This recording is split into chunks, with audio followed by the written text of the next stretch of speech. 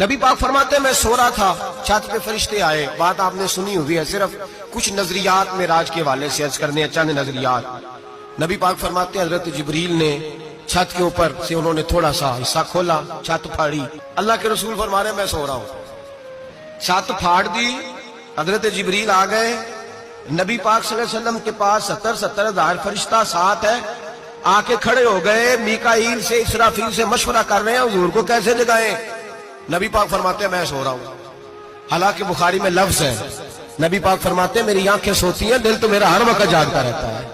نبی کریم سید عالم صلی اللہ تعالی علیہ وسلم فرماتے ہیں میں سویا رہا. اب حضور آرام کا کر رہے تھے زمین پہ. جناب جبریل جھکے، کتنا جھکے کہ حضور کے قدم ہی چوم لیے. حضرت جبریل نے سجدہ نہیں کیا. نبی پاک اعلیٰ حضرت فرماتے ہیں جناب جبریل نے سر پہ تاج پہنا تھا اور تاج میں موتی لگے ہوئے تھے.